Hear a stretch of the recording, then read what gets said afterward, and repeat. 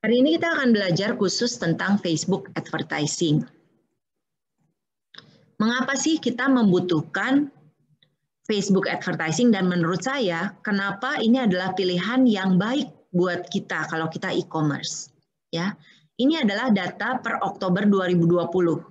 Terdapat 168.400.000. Walaupun terus terang ya nih, kalau kalian cek ke Napoleon Cat, itu saya agak bertanya-tanya karena ternyata paling tinggi pengguna Facebook itu di bulan Juli 2020 ada 183 juta. Nah, jadi sejak Juli kan Agustus, September, Oktober sebetulnya ada penurunan. Walaupun demikian, menurut saya masih banyak sekali pengguna Facebook maksudnya pengguna Facebook di Indonesia, ya. Nah, kalau kalian perhatikan di sini pengguna Facebook itu lebih banyak pria, ya, walaupun ya nggak jauh-jauh amat lah, ya. Mayoritas pengguna adalah pria 54,8%. Kemudian 168.400.000 itu berarti 61% populasi Indonesia itu menjadi Facebook user. Luar biasa ya. Nah, kelompok pengguna yang terbesar itu berusia 25 sampai 34 tahun, sekitar 58 juta orang. Perbedaan terbesar antara pria dan wanita terdapat pada kelompok pengguna berusia 25 ke 34 tahun ya, yang paling tinggi ini di tengah-tengah. Oke. Nah, di sini lebih banyak pria 8 juta orang. Ya, jadi kalian perhatikan menarik sekali sebetulnya Facebook. Nah, untuk lebih mengerti gitu ya, kalian harus memahami formula yang namanya larger market formula. Dalam kenyataannya, berdasarkan riset, kalau kita punya total pasar, itu biasanya yang siap membeli banget itu cuma 3%. Oke, kecil ya. Saya juga sebetulnya untuk perusahaan Curves itu sudah di berbagai negara sama, 3% biasanya dari populasi yang membeli. Oke. Nah, kalau kita beriklan, hard selling, berarti kemungkinan kita cuma dapat 3% pasar aja. Nah, sekarang yang sisanya 97% tuh siapa sih gitu ya. Nah, kalau kita lihat komposisinya, 17% adalah orang yang sedang mengumpulkan informasi. Mereka tuh belum siap beli, tapi nggak tahu mau pakai merek yang mana, toko yang mana, beli tepatnya sama siapa, gitu ya. Tapi orang-orang ini berpotensi untuk nanti jadi buyer. Nah, kalau yang berikutnya, 20% itu siapa? Adalah mereka yang sadar mereka punya masalah. Tapi mereka tuh nggak punya keinginan, nggak punya kemauan membeli. Rasanya ngapain aku beli itu gitu. Aku nggak butuh-butuh amat, ya. Nah, jadi seperti itu. Kemudian yang paling bawah itu siapa? 60% nggak sadar bahwa mereka punya masalah dan butuh solusi tersebut. Nah, jadi si 60% ini biasanya nggak akan beli sih. Ya, kecuali kita berhasil membuat mereka sadar bahwa mereka butuh satu solusi. Dengan demikian, kita juga perlu melihat bahwa kalau secara temperatur, siapa sih yang hot gitu ya? Siapa sih yang sebetulnya sangat berpotensi untuk membeli? Ya, yang paling atas, hot market, 3% yang akan buying now. Oke. Nah, kalau yang tengah nih 17 sama 20 itu warm, hangat ya. Karena si 37% ini sebetulnya bisa dibujuk atau kita pengaruhi untuk membeli. Nah, kalau yang terakhir itu yang 60% kita sebut pasar yang dingin. Biasanya kita akan coba jangkau pasar ini kalau kita ngerasanya yang di atas ini kita udah habis gitu. Oke? Nah, dengan memahami ini, sebetulnya kita bisa lihat dengan adanya 168.400.000 orang gitu ya yang menggunakan Facebook, dikali 3% yang hot market sebetulnya bisa 5 juta orang itu bisa membeli produk kalau kita memasarkan ke segini banyak, ya. Kalau misalnya kita memikirkan profitnya itu 10.000 per satu produk kita, anggap aja gitu ya, kita jualan sesuatu, net profit ya, kita ngomong net profitnya 10.000, berarti potensi profit itu bisa sampai 50 miliar. Besar sekali ya, karena kan jumlahnya banyak. Nah, kalau misalnya kita pesimis ya, kita pesimistik aja. Nggak mungkin lah, Bu, dapat segitu. Oke, baiklah. Jadi kita pesimis aja dulu. Kalau kita berhasil menjual 1%, itu berarti kita bisa dapat berapa? Kalau 10.000 profitnya per satu produk, berarti kita bisa dapat 16,84 miliar. Kalau kita berhasil menjual ke 0,1, oh ini saya lupa rubah ya, ini misalnya 0,01 di bawah sini, 0,1 pengguna, berarti kita bisa dapat 1,684 miliar. Kalau berhasil menjual ke 0,01%, itu berarti berapa? 168,4 juta. Kalau cuma 0,001%, ya, itu pun masih 16 juta. Lumayan kan? Nah, tinggal kita bagaimana effortnya untuk menjaring orang-orang ini. Nah, salah satu hal yang perlu kita ingat adalah sangatlah penting pesan iklan kita itu sesuai dengan audiens kita. Jadi kita itu harus memahami siapa audiens kita.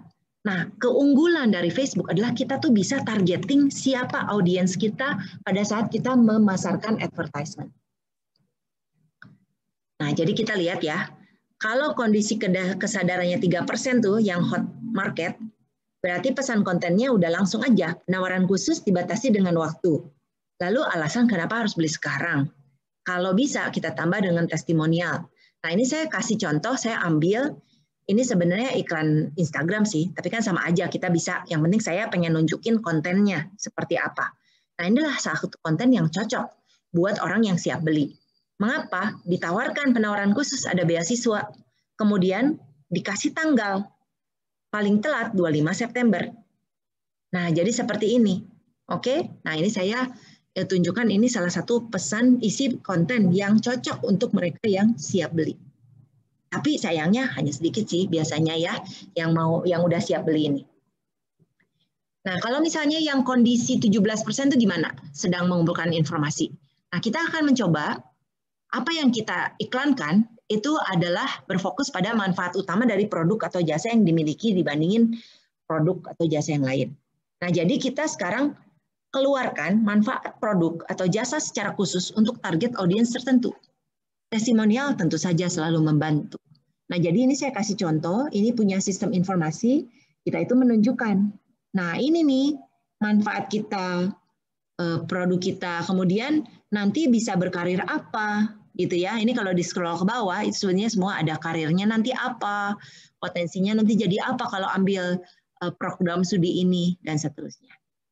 Oke. Nah, selanjutnya bagaimana dengan yang 20% sadar akan masalah? Nah, kalau orang yang sadar akan masalah tapi nggak ada keinginan membeli, berarti kita justru dibalikin. Kita pakai sedikit negatif campaign gitu ya. Nah, jadi kita fokus pada kerugian yang terjadi kalau mereka nggak menemukan permasalahan tersebut. Jadi kita itu agak bermain dengan ketakutan konsumen. Ya, misalnya kita bisa fokus pada manfaat yang didapatkan kalau kita langsung kalau mereka langsung mendapatkan produk atau jasa yang kita promosikan. Lalu kita sajikan data atau isu yang relevan. Nah, ini saya menunjukkan salah satu pesan yang bisa kita gunakan. Ini kalau jualan iklan asuransi, itu biasanya terus terang ya banyak yang ngerasa nggak butuh-butuh amat sih asuransi gitu ya. Tahu sih ada masalah, tapi saya nggak merasa mau beli sekarang gitu ya. Nah, oleh karena itu biasanya kalau iklan yang asuransi, itu akan bermain dengan ketakutan konsumen. Kalau misalnya musibah datang, sakit kritis, kecelakaan, cacat total, kamu nggak punya uang, terus kamu gimana? Gitu ya, jadi nggak usah diobatin gitu. Nah, makanya mereka bermain dengan kata-kata itu, membuat orang bersedia untuk membeli asuransi, yang biasanya sih sebetulnya memang jauh lebih rendah ya. Kita bayar premi, nggak terlalu tinggi, tapi kita nanti dapat benefit. Nah, saya sendiri ya mau cerita sedikit lah kepada kalian ya. Saya sangat beruntung, saya punya asuransi pada saat saya lagi studi di Amerika. Saya punya asuransi, dan asuransi itu puji Tuhan ya menyelamatkan keuangan saya. Karena saya waktu itu pregnant, kemudian pas melahirkan saya memang ada kelainan gitu ya. Jadi saya harus suntik pencairan darah, kemudian saya jadinya juga bayinya riskan gitu ya. Harus terus di USG, padahal USG mahal saya. Sekali USG mungkin $400 gitu ya. Kalian nggak bisa bandingin sama Indonesia lah. Indonesia murah sekali. Jadi saya pada saat saya melahirkan itu saya harus operasi sesar, pas keluar bondnya gitu ya. Wah, $20.000 gitu ya. Keren banget ya. Puji Tuhan, aku nggak usah bayar segitu. Saya cuma keluarin uang $2.000. Ya, $2.000 itu saya sangat bersyukur karena saya punya asuransi. Coba bayangkan, Kalau saya nggak punya asuransi, berarti aku bakal ngutang 20.000 itu, ya. Jadi gila banget ya. Dan itulah. Dan saya sendiri sih seorang yang sebetulnya saya enggak di kelompok ini, ya. Saya udah termasuk di kelompok yang lebih atas tadi yang 17%, karena saya tahu gitu. Cuman saya mau beli nggak, tapi saya sekarang sih ngerasanya udah banyak sih asuransi, karena saya merasakan sendiri benefit itu. Jadi saya udah berjaga-jaga, apalagi saya takut kalau saya ada penyakit kritis dan sebagainya, karena tahu juga biayanya segila apa. Oke ya. Nah, jadi ini contohnya bagus, pesan semacam ini cocok buat yang sadar tapi ngerasa nggak perlu-perlu amat buat beli. Nah, yang terakhir, kalau orangnya nggak sadar, berarti kita itu harus edukasi, ya. Orang yang nggak sadar banget ini ada problem, ya. Nah, jadi kita berfokus mengedukasi, memberitahu mereka bahwa, nah sebenarnya kalian harus tahu nih, ini ada resiko. Nah, kemudian kita coba meningkatkan kesadaran akan sesuatu permasalahan tertentu. Nah, ini contohnya kekurangan zat besi bisa menyebabkan kelelahan, kemudian kinerja fisik yang tidak baik, dan juga tidak produktif untuk bekerja maupun bersekolah. Nah, ini dari WHO ya. Nah, jadi ini sebenarnya iklannya iklan sosial ya, tapi bagus sekali ya, iklan sosial memang banyak yang ditujukan untuk itu. Ya, supaya orang sadar bahwa ada bahayanya, ada kebutuhan dan lain-lain. Oke. Nah, jadi ingat-ingatlah pada saat kalian akan membuat konten dari Facebook, itu kalian harus berpikir, saya tuh mau nargetin apa? Saya tujuannya mau apa? Nah, dan enaknya Facebook itu memungkinkan kita untuk mentargetkan pada audiens tertentu. Oke ya. Nah, sekarang kita akan betul-betul menggali ya, apa sih yang ada di dalam Facebook Ads. Pertama, kalian harus paham dulu tentang kebijakan dari Facebook. Facebook itu banyak melakukan screening terhadap advertising kita. Jadi kalau misalnya ads kita itu tidak memenuhi syarat, pastinya kita akan di-ban gitu ya. Nggak boleh ads itu tayang gitu ya. Nah, jadi contoh gitu, yang nggak boleh itu apa? Yang no, sudah jelas itu porno gitu ya, pornografi, kemudian konten yang bersifat adult gitu ya. Kemudian seperti narkoba, farmasi online bisa dibeli itu nggak boleh. Gambling nggak boleh ya. Senjata, bahan peledak nggak boleh. Kemudian dating net itu biasanya nggak boleh juga ya. Jadi soalnya kan banyak terjadi juga kasus-kasus karena itu ya. Oke. Nah, jadi biasanya Facebook akan mereview advertisement request itu paling maksimum dalam 24 jam akan di-approve. Kalau tidak di-approve nanti kita ada kesempatan untuk mengubah ya. Kalau misalnya sampai tidak di-approve juga, kita bisa appeal. Maksudnya, loh, isi konten dari ads kita nggak apa-apa kok, gitu ya. Kenapa ini nggak boleh? Ya, kita coba. Kalau misalnya kalian perlu, kalian bisa telepon juga sebetulnya. Karena mereka cepat tanggap ya. Kayaknya timnya besar, si Facebook ini, untuk customer support-nya. Jadi sebetulnya sangat cepat mendapatkan respon. Kemarin staf saya kebetulan mencoba ada problem dengan data leads yang kita miliki, pas dikontak ternyata dalam waktu 3 menit sudah selesai permasalahannya. Ya, karena mereka langsung menjawab. Oke ya, keren banget. Oke, nah Facebook Ads Policy ini apalagi untuk konten dan landing page itu biasanya diminta isinya ada headline yang jelas, body text sama landing page, URL. Ya, kemudian nggak boleh ada apa? Nggak boleh ada personal karakteristik seperti nama, ras gitu ya. Misalnya yang membeli hanya boleh orang Asia, misalnya gitu, wah itu udah nggak boleh ya. Oke, ethnicity, sexual orientation itu maksudnya same sex gitu ya, misalnya yang lesbian, gay, yang gitu-gitu udah nggak boleh. Oke. Kemudian physical, mental disability nggak boleh sebut juga, medical condition, financial status nggak boleh. Kalau ada vulgar, ada kata-kata vulgar, ada yang profane itu profanity ya, jadi ya itulah pokoknya menyangkut yang tidak pantas gitulah ya, sama yang menyinggung orang, nah itu nggak boleh. Insulting language itu kata-kata kasar lah, kalian tahu sendiri ya, seperti BS dan sebagainya gitu ya. Oke. Kemudian deceptive claim, kalau misalnya itu bersifat kayak penipuan, nah itu juga nggak boleh. Oke. Landing page itu biasanya diminta bukan Facebook homepage dan juga bukan web under construction. Nah, kalau kita juga Facebook dalam creativity itu ada dari segi kreatif ini ada beberapa yang nggak boleh. nggak boleh terdiri dari tombol yang membawa ke situs lain yang ngaco gitu ya, tidak sesuai dengan isi ads. Kemudian before after weight loss. Nah ini ya, ini menarik sekali nih karena saya sendiri udah berapa kali ketolak tuh bikin weight loss before after. Ya jadi memang nggak boleh sama si Facebook ad itu udah langsung dia di screen ya. Kemudian sexually suggestive itu juga nggak boleh, shock, care taktik ya, brand asset Facebook, Instagram nggak boleh. Jadi misalnya logo diganti-ganti itu nggak boleh. Kemudian text in ad image. Nah ini nih, saya udah pengalaman sering ketolak bikin ads. Karena apa? Karena ternyata saya kebanyakan teks. Nah jadi belakangan belajar bahwa memang nggak boleh lebih dari 20% yang teksnya itu ya. Jadi teks max 20%-an lah dari total image.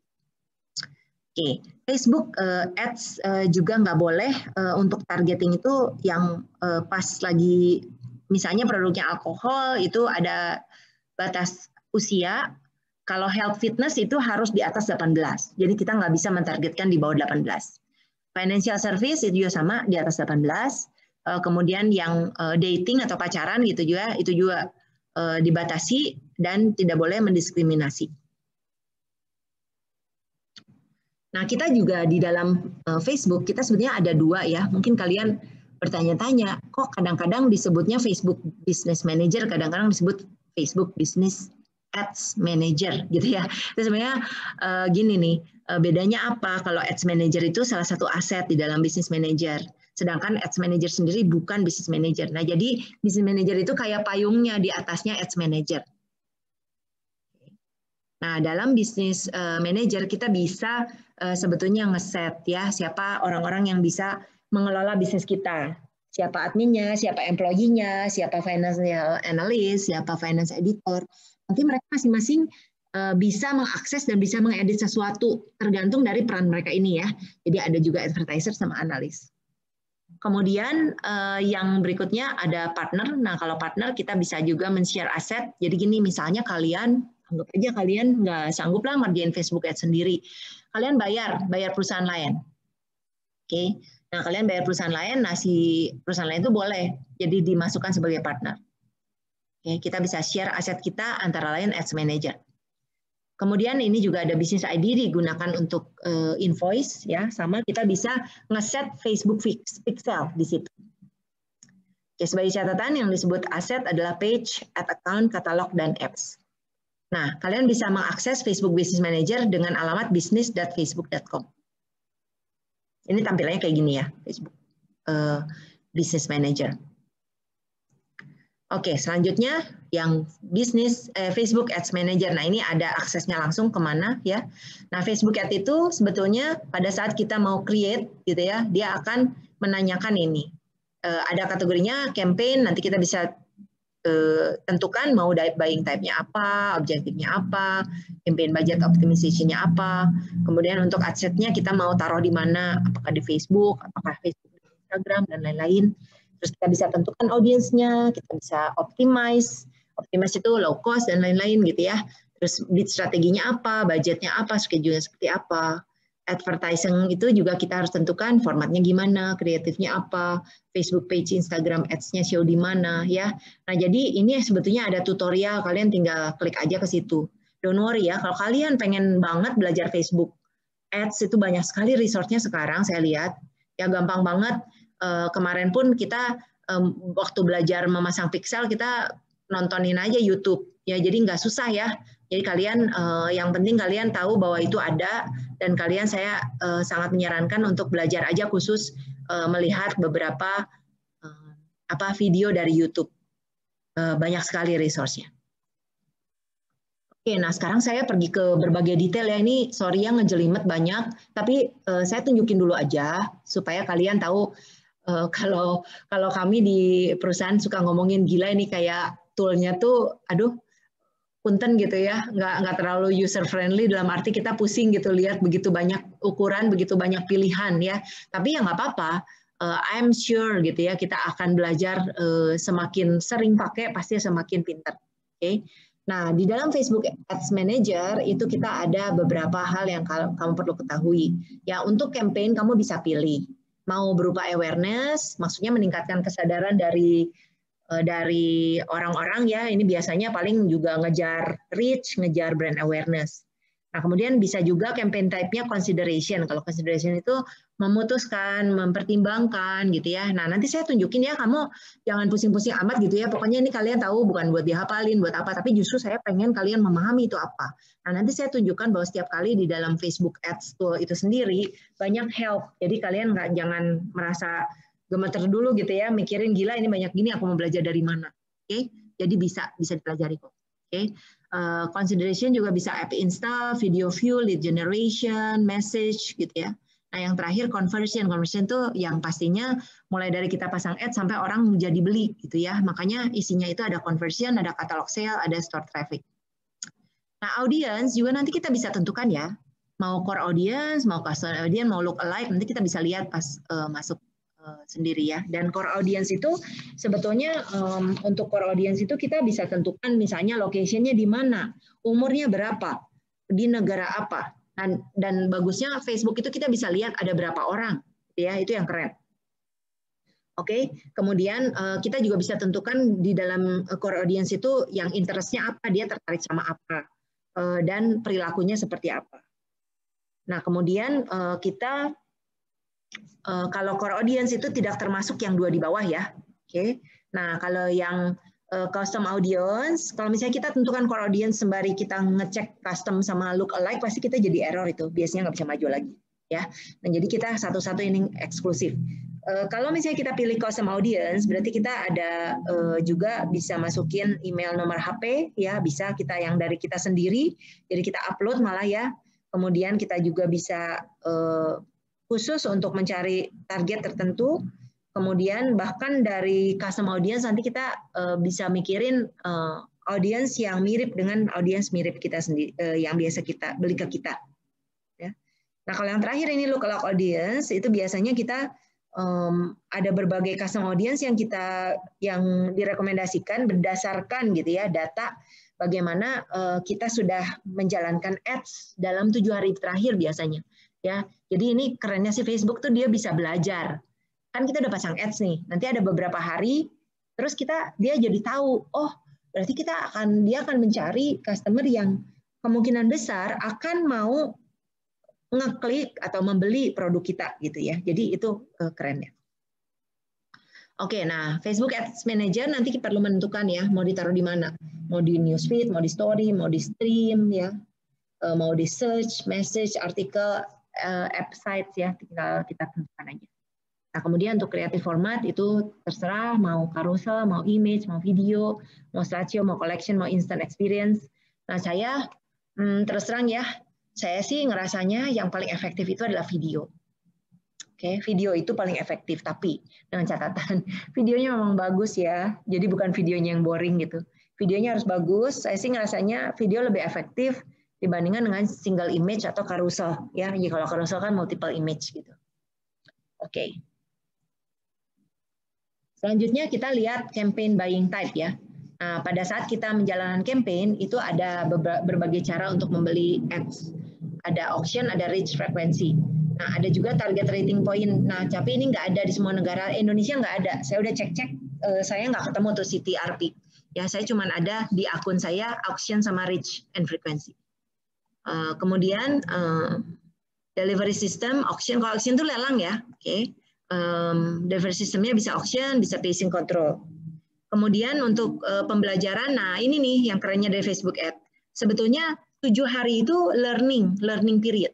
Ya, jadi kalau misalnya belum 7 hari ya, biasanya si Facebook belum cukup pembelajarannya gitu. Jadi dia nggak cukup untuk bisa melihat pola. Nah makanya kita biasanya di depan-depan, kalau saya sih menyarankan di depan-depan kalian jangan gede-gede budgetnya. Kita aja dulu ya, kan dia harus learning. Jadi kalau misalnya terlalu besar juga nggak terlalu efektif. Ya, kalian kecil-kecil aja dulu di depan, nanti udah lewat 7 hari ya, baru kalian boleh tambahkan budgetnya supaya lebih efektif caranya gitu. Oke. Nah, kemudian kita juga bisa lihat di sini ada ad auction di mana Facebook rank ads untuk audience untuk maximize value bagi advertisers dan people. Nah, tinggal kita rank by total value, highest value win. Nah, biasanya ini ketahuan lah lihat dari efektivitas kita banyak yang ngeklik atau enggak. Nah, ini cara menghitung total value ya. Untuk campaign, advertiser bid, dia penawarannya berapa, terus action rate-nya, estimasinya berapa, ditambah user value. Nah, ini total value-nya itu bid, estimation, estimated action, click to rate ratio gitu ya. Kemudian kita dapat total value-nya. Nah, biasanya nanti yang highest value win. Kalau pakai rumus ini dihitung biasanya akan lebih menang. Masalahnya si estimated action rate itu biasanya juga keluar dari pembelajaran. Nah, makanya ya, jadi saya selalu merekomendasikan di depan-depan jangan gede-gede. Nanti pas udah lewat seminggu bolehlah digedein. Ya. Oke, selanjutnya user value signal. Ini user value relevance. Nanti ketahuan si Facebook akan belajar ya bagaimana orang berinteraksi dengan konten kita. Kemudian tergantung dengan quality panel sama post click experience akan terlihat juga. Oke, nah ini untuk campaign buying type ya, ada relevance score. Setelah ad menerima lebih dari 500 impression, itu nanti ketahuan relevansinya low atau high. Oke, dan ini nanti akan kelihatan. Sebetulnya ini untuk pembelajaran ya buat kita ya. Jadi kalau misalnya kita udah tahu ads yang seperti apa yang bagus, nah itu nanti kita ke depannya lebih baik mirip-mirip begitu ads-nya. Oke. Kemudian user value consideration itu user experience seperti apa, load time seperti apa, ya nanti kita bisa lihat. Maximize advertiser value, ya ini ada advertiser bid, ad quality, sama action rate. Nah itu tadi nyambung ke yang tadi yang rumus, ya. Nah kalau pricingnya gimana? Ini terserah. Kita mau CPM, mau CPC, mau CPA, ya. Kita bisa yang jelas ini masing-masing akan membutuhkan biaya yang nanti kita keluarkan dari budget yang kita miliki. Kemudian kita juga memungkinkan ya buat kita mau set budgetnya maksimum berapa, boleh. Kita juga boleh misalnya ngebid ya udah kalau orang ngeklik nanti dibayar berapa, berarti nanti baru kita keluarkan budgetnya itu dari pembayaran kita. Durasi juga bisa ya di set. Untuk pengiriman dari ads kita itu bisa standar ya, biasa aja, bisa accelerating berarti sering banget, day parting berarti selisih, misalnya Senin keluar, Rabu keluar, Kamis keluar ya, jadi saya sama Kamis nggak usah, saya sama ya Kamis misalnya nggak usah gitu ya, bisa juga kita atur-atur. Nah kenapa sih kita butuh pacing ya? Pacing itu kalau misalnya kita ngerasa halus ya udah habisnya cepat gitu ya budget kita, kita nggak mau terlalu cepat, berarti kita kurangi bidnya, harga bidnya. Kalau terlalu pelan berarti kita naikkan, kalau misalnya udah benar ya udah kita pertahankan. Penting untuk kita juga ngeset campaign budget dan schedule ya. Jadi kita mau daily mau lifetime ada kok bisa. Jadi saya juga suka pakai sih yang lifetime ya kalau yang ad-nya generik banget. Kemudian untuk bid strategi lowest cost, nggak ada cost control, cost cap, ini adalah maksimumnya berapa, target cost-nya kita mau stable atau cost result, lalu kita ada bid across action. Nah, kita bisa mengoptimize ad delivery ya dengan apa? Kita bisa memperhatikan beberapa faktor berikut. Kita bisa perhatikan trafficnya. Apakah kita landing page-nya bagus, link kliknya sering, impression-nya bagus, daily unique reach-nya bagus, ya. Kemudian kita bisa juga optimize dari app install, ya. Ini mirip lah seperti di atas. Nah, lead generation ya ini juga bagus dah, udah ada formnya ya dari Facebook sebetulnya. Lead generation itu kan calon pembeli kita, bisa ya kita bisa manfaatkan. Tentunya ya kita berharap seudah lewat dari seminggu si Facebook bisa dengan lebih tepat. Karena saya mengalami ya, jadi orang yang saya dapat leads dari Facebook itu ternyata lebih bagus daripada leads yang saya dapat dari saya nyebarin flyer. Lebih tinggi kemungkinan dia beli gitu. Oke, kemudian message kalau kita kita harus rajin reply message gitu ya kalau ada orang kirim message ke kita. Nah untuk conversion ini yang kita lihat ukuran-ukurannya ya, saya nggak usah bacain satu-satu, kalian bisa lihat. Katalog sales ini berarti juga sama, kita lihat conversionnya. Store traffic kita bisa lihat unique reach-nya berapa. Oke, nah ini adalah sumber-sumber dari data source ya. Nanti kalian cari aja di Facebook deh, di YouTube ya, cara nge-install Facebook Pixel gampang dong. Kamu create dulu di Facebook Pixel, terus nanti pixelnya ditaruh di landing page. Oke, itu caranya ya. Jadi nanti kalian bisa cari aja, ada kok banyak tutorialnya. It's very easy, oke. Jadi jangan sampai kalian, bahkan kalau kalian pakai Word WordPress itu ada pluginnya ya, jadi nggak usah pusing deh, itu bisa. Oke. Nah di sini jadi saya menunjukkan aja ini banyak nih data source-nya ya, saya rasanya nggak perlu bacain satu-satu. Ini kayak contekan aja buat kalian, ini ada di menu-menunya. Oke. Nah, jadi saya ya secara pribadi nih, ini pribadi banget ya. Saya ngerasa dari pengalaman saya itu Facebook Ads itu benar-benar bisa bantu saya mencapai audiens yang betul-betul tepat ya. Karena dengan demikian jadi chance orang beli ya dari lead saya itu menjadi jauh lebih tinggi.